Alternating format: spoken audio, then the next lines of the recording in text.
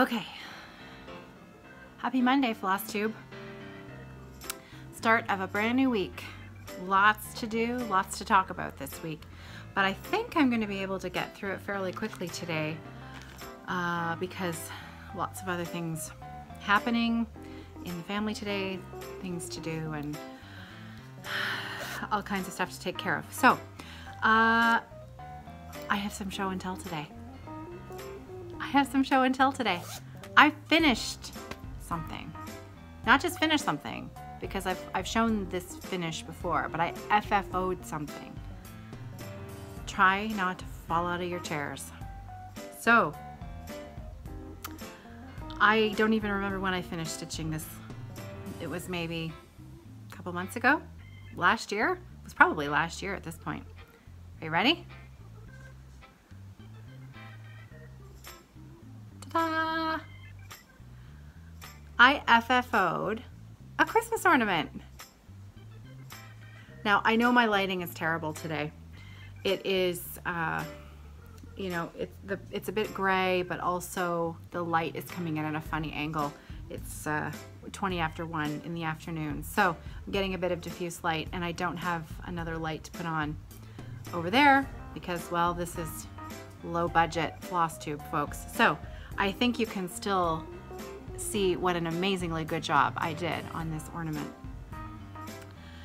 So this is, and I'm terrible because I didn't write anything down about the piece itself. It came from a Just Cross Stitch Christmas Ornament magazine.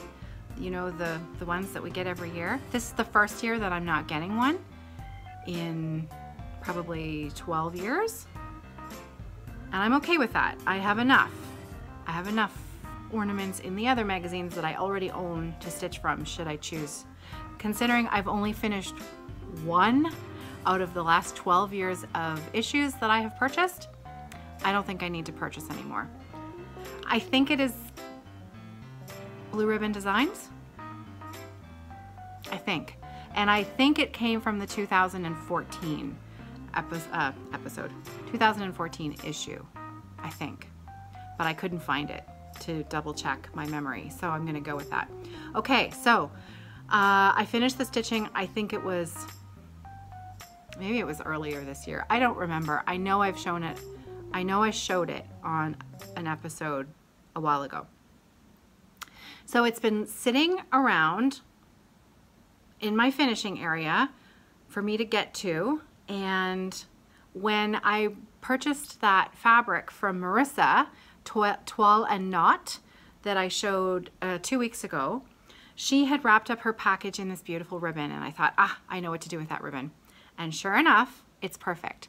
I used a small little piece of it, and I stitched it to the bottom of the linen. There, you can see that a little better. I'll hold up my Q-snap here, and maybe that'll, there. Anyways, you get the idea. I stitched it to the bottom, and then I did a pillow finish with, are you ready? A little teeny scrap of my very favorite partridge fabric. That's on the back. And do you remember last week I showed the little acts of kindness that a couple of people had given at the Hamilton Stitch-In, and Nicole had given us the Charm to Meet You cardstock with the little cutout and a little charm inside. Well, my charm that I chose was a pear, and how fitting that the pear, I thought it would be a nice memory for me to add it to the back of my pillow. So because my partridge is in a pear tree, and there's my pear charm. I thought about putting it on the front of the design, but it didn't really fit. It didn't suit it, and I really wanted to put it on my piece somewhere. So I thought tucking it at the back was kind of like a little secret just for me, and I know what it is, what it's from, and why it's there. So the hanger was some cording that I purchased from Kathy and Neil Thread and I long ago. In fact, she may have even given that to me.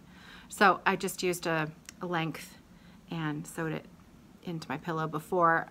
You attach it on the inside and you sew it inside out, and then you flip it right side out You leave an opening in the bottom. You stuff it within an inch of its life. I like mine nice and plump, so it's quite firm. And then I blind stitched the very opening at the bottom. So I think it's neat and tidy enough that I'm pleased with it, and it's for me, so it's all good. So I finished something completely FFO'd, and I'm super happy. So thanks for letting me share. Super cute. Okay, so before I get into showing you my whips for this week, I have a shout out today to a young man named Riker, who is 8 years old and is a stitcher himself. So I just wanted to say hi to Riker, and I hope he's watching today. And now, Riker, your mom tells me that you've been working on some small kits that are on 11 count Aida. Well, I wanted to tell you, because she said you had a number of small kits that you've started. If you ever finish one, if you ever are close to finishing, or you're almost finished something and you're so super proud of it that you want to share it, if you get your mom to send me a picture of your piece, then I will put it in my video and I'll share it so that all of our FlossTube friends can have a peek at it. Okay? So keep up the good work, and I know that you're enjoying stitching with your mom as much as she is enjoying stitching with you. So good job. All right, my next piece of business is I have a winner to announce. 2 weeks ago, I shared that I had received an anonymous bit of Stitchy Kindness to give away. And it was the canvas chart from Nancy's Needle, the Holiday Tree number 4. And not only is it the pattern, but it came with all of the beautiful, gorgeous, colorful threads and flosses to stitch the Christmas tree. And I wish you could see the colors a bit better today, but again, it's that lighting. It's just not going to show up properly. Take my word for it, they're glorious. So I chose a winner, and I have messaged the winner. I left you a message on your YouTube comment, but in case you've missed it, I'm going to announce your name here. It's Christine Hall, and I'll put your name up on the bottom, and congratulations, Christine. Yay! You are the winner of this beautiful, beautiful pattern and threads. The only thing that you will need to find is a piece of mono canvas, and it says right on the back what you need to buy, and I think you can buy this from 123 Stitch. It's quite inexpensive. You'll need the mono canvas and the stretcher bars. Those are not coming with, but the big kahuna of the project, everything that you need to stitch this, is all right here. So congratulations, Christine. I hope you love it. And thank you to everyone who participated in this really fun giveaway by, choosing to share an act of kindness with those around you, and then sharing with all of us. The comments that I received on that video were they were heartwarming, and they were fun and friendly, and it was a lot of fun. So thanks again, and congratulations, Christine. Okay, the sock knitting, that's going to start tomorrow. Tomorrow I'm going to start my Tuesday series of sock knitting tutorial videos that I am doing in conjunction with my friend Louise of Wildflower Wool. Louise and I are 2 members of the 3-member Fiber Friends knitting podcast. It is Louise's pattern, Super Simple Sock, that we are going to be using. I will have all of the information in tomorrow's video. Tomorrow's video is going to be an introductory video. So we're going to talk about needles, we're going to talk about yarn, we're going to talk about the pattern, all of that stuff to get us started. And then next Tuesday will be the official cast-on day. So that gives everybody a week to gather supplies, get excited. I am going to start a Facebook page for the group, for the people who are going to be starting their very first sock ever. But I'll have more information about that on tomorrow's video. I hope you're excited. I am. So it's going to be a lot of fun. So sock knitting tomorrow. Other than that, I have some stitching to share. I have been working on 2 main projects this week for cross stitch. I've been knitting as well, but I'll share that another time.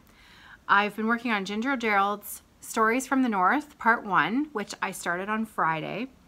and I have almost all of my heron finished. So, and I love it. I love this bird. It's elegant, beautiful. The two colors that I'm using are Caroline Calm is my dark one, and then 6 a.m. Sky is the lighter blue there. So it's coming. It's a small pattern. I should be done in no time at all. Famous last words.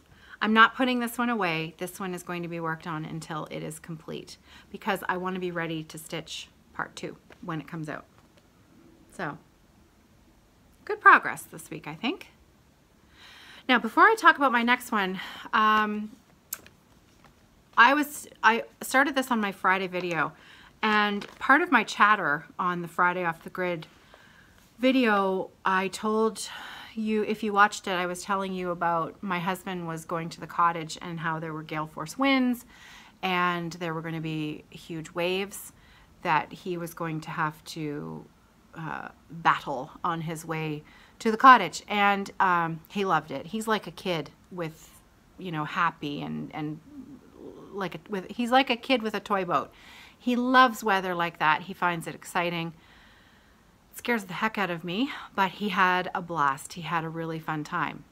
However, and of course he made it safely there and back.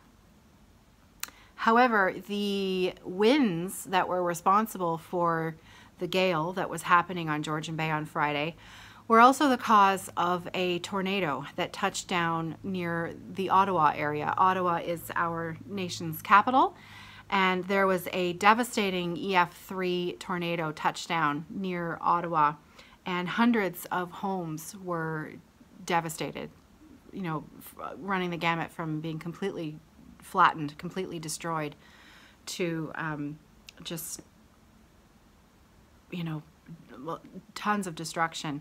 And I just wanted to, if anyone from the Ottawa area watches this channel, I'm really sorry. I'm just really sorry, and I hope that cleanup is underway and going well for everybody up there, and I'm thinking about you.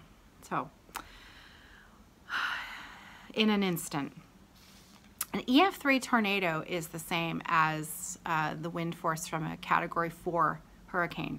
So, and you know, with everything that has been going on lately with Florence and the typhoon that ripped through Hong Kong and the Philippines, and you know, the last few weeks of weather have been astonishing, really, what we've seen in the news. And I just mentioned Ottawa because I know many of our members worldwide don't tend to hear a lot about news from other parts of the world, news from other parts of the world. And so, you know, when things like this happen close to home, they're really big news to us, but, you know, they're not really big news to other people. We have friends in Hong Kong who went through the most recent typhoon. It happened the same weekend as Florence, and Facebook videos of destruction and, you know, fisher people losing their homes if they lived on boats, and, you know, boatyards being pushed up onto land. The video footage of the destruction that went through there, you know, seeing the scenes from people going through Florence, and now seeing the homes that have been leveled near Ottawa, just crazy. So thinking about everybody, and I hope you're all safe, and I hope you're all well, and so just a little thought there out to all of you affected by weather events in the recent past. Okay, I have one last whip to share. It is my twisted band sampler. That's the other thing that I have been working on pretty consistently all week and loving it. I'm ready to put it away for a while though, so I took a little video upstairs because this whip is on my floor stand and I didn't feel like removing it yet. So I tried really hard to have one full complete band finished, and I worked and worked and worked, and I was so pleased with how everything worked out.